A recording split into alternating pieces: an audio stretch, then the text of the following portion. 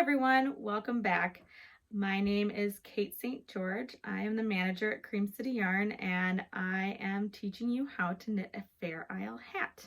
I am using Wilma Malcolmson's pattern called Katie's Kep. It is the 2020 Shetland Wool Week hat. They are graciously letting us have it for free for the entire year. We have already tackled the cast on and the brim in the last video, so hopefully you are up to the brim. Mine turned out really cute. I really like how mine looks. And this class, I'm going to teach you how to increase, like they talk about in the pattern, and then we will dive right into the color work for the body of the hat. It's a pretty straightforward lesson. Once we get up into the body and through a couple rounds of color work, you kind of just are on your own. You need to kind of change colors like we've been doing and just have fun. So after this class, after you get to the top of the hat, there will be one last video on how to do the decreases and the crown. And you'll have a hat by the end of that, which is pretty exciting. So 3 classes full of hard work and you have a beautiful hat. So let's dive right into that hat and get going. Okay, I'm going to show you how to do the increase round that comes after chart A and before chart B. You will do the increase round in your main color A after breaking your purple, or my purple from the last round. I'm going to continue on in A.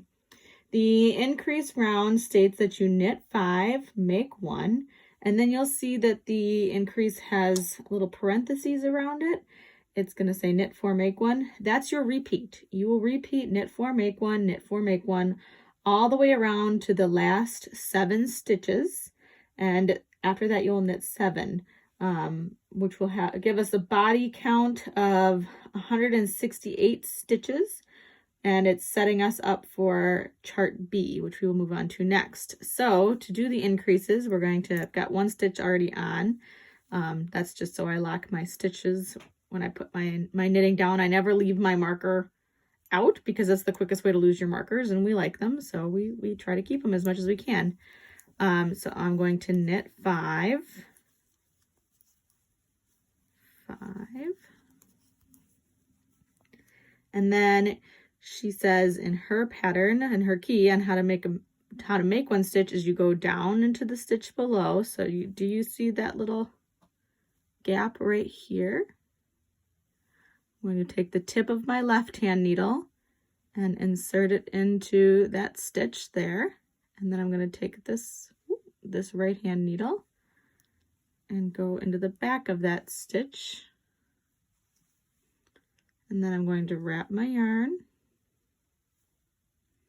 and knit like normal, and there's 1 stitch increased.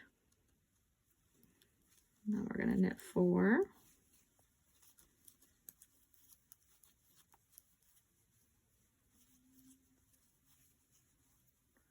and then find that little bump there, go in, knit through the back loop,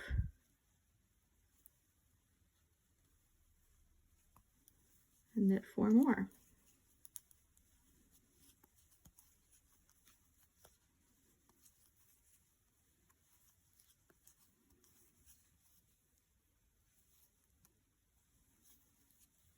And I'm going to do that until the end of my round.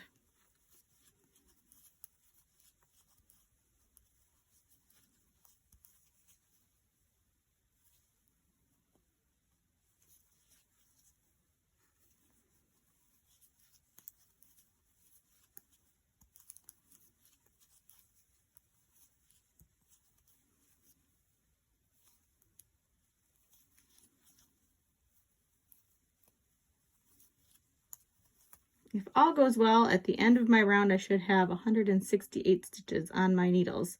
And then I'll be ready to start chart B, and I will show you how to read that when we get there. So I've increased, and I now have 168 stitches on my needles. They're feeling a little cramped, but I can't go up to size 24 because that would be too big.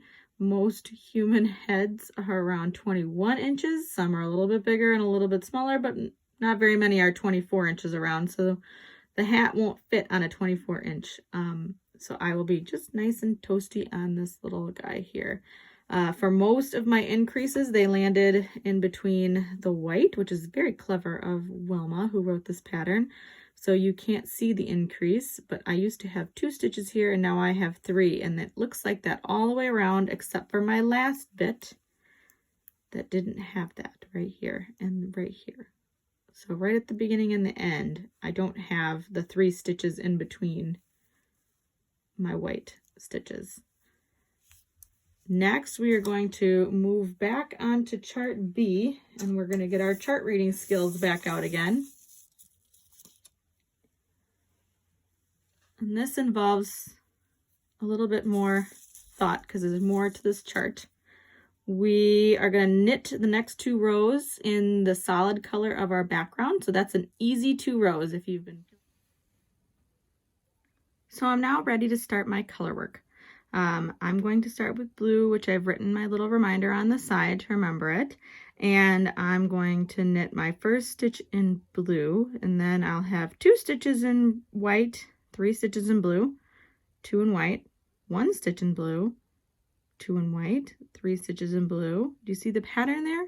That pattern is going to repeat all the way around the hat.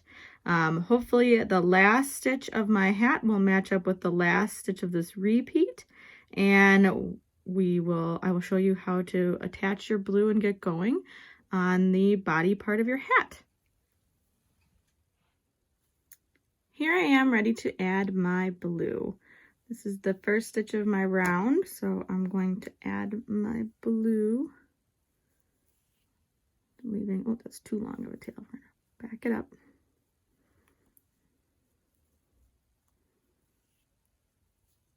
And knit 1 stitch in blue. Now, because blue is my contrast color, I want it to come up underneath my yarn when I am knitting, so it is brighter, and that means I'm going to put it in my left hand. I'm going to do that with every contrast color I use. I'm going to be picking at the blue or the pink or the purple or the yellow with my left hand. With the main body of my Colorwork hat, I'm going to be using this guy. I'm going to use my main color in my right hand. I will also show you how to do this with your singular hand, just doing one-handed, but two-handed stranded is my favorite way to work, so I will show you that first. I will be knitting 2 in the white, and then 1, 2, 3 in the blue,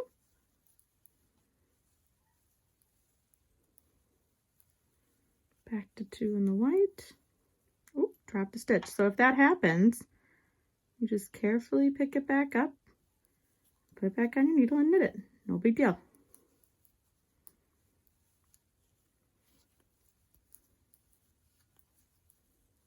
Now, if I was just using one hand, because my next is another 3, I would have both yarns in my one hand, and then I would see how I've got this white coming over the top and the blue coming from under the bottom. I would just bring blue around and choose blue.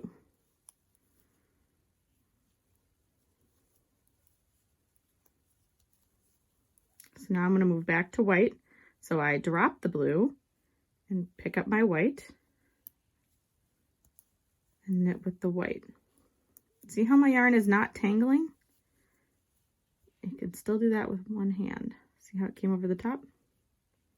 Again, we're going to use blue, so we're going to bring that from under the bottom. See this cross? We want to keep them like that. Drop the blue, pick up the white.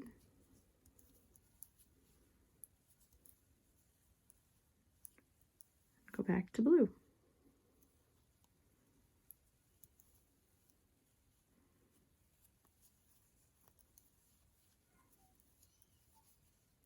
Back to white again.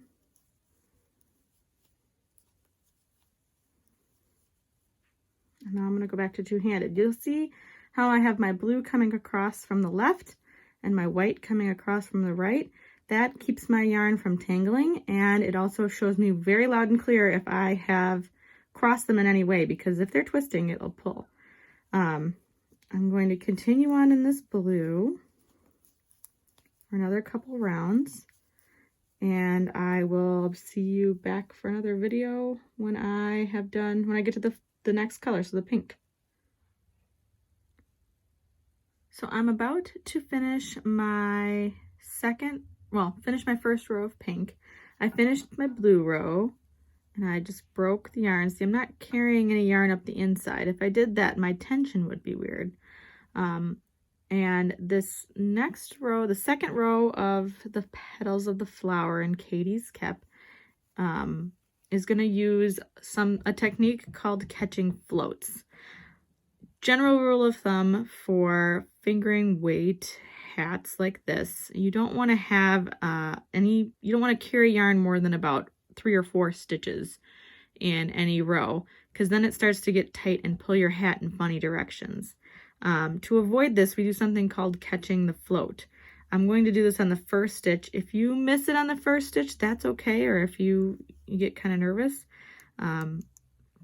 This stitch right here is supposed to be white, which would give me a really long pink strand in the back. So what I do instead is I bring my pink forward like this, just a little, and wrap my white around and knit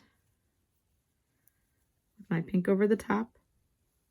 And then I just keep knitting. And what that does, and it kind of is hard to see there, what that does is it catches the pink. There you go, you can see it now, it popped up. I'll do it again when I get to it at the next one. And then I'll do it one-handed to show you how to do it. The other thing I wanted to talk about is tension. You should be able to stretch your stitches out on your needles. If your tension is too tight and your stitches aren't moving, then while you're pulling your yarn, I'm always stretching with this hand. So see how my stitches spread out really nice? If you're too loose and they're sloppy all over the place, that's also not advised, and your hat will be too big. So you're trying to always find a perfect tension. It should be like as close as you can to knitting at gauge with just one strand as you do with two. It's not perfect, but it helps. The two-handed color work also helps keep tension. I've noticed as I switched to that my tension and my color work got much more even, because I could control where my hands were moving the yarn and the piece in general. So we're going to get to that next place where we're going to carry the yarn through the pinks.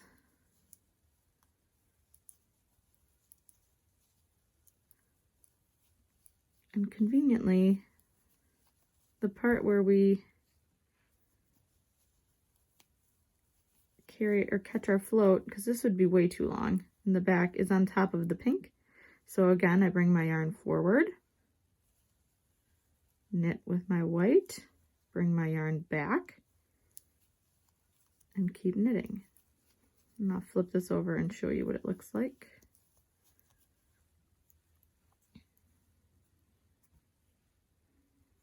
So see, right there is my catch. If I had 2 rows where I was stacking colorwork floats like this, so say this continued for another row, it doesn't in this pattern, but say it did, I could not catch a float at the same spot I caught my float in the last round. If you start doing that, it'll start making a line of color that you will see on the other side of your work. You can't fix it once you've done it unless you rip the whole thing back and mess with it.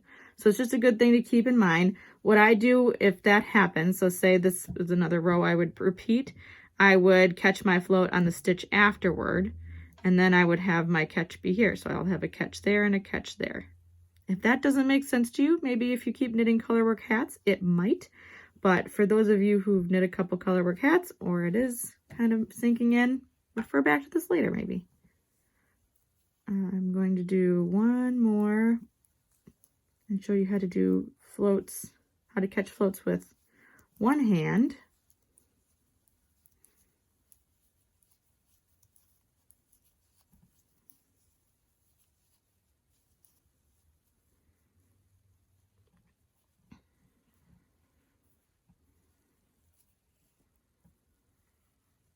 It's a little bit harder to do, but you twist. So if I've got my floats like this, you twist before. See how it comes along? Knit, pull it back, and untwist.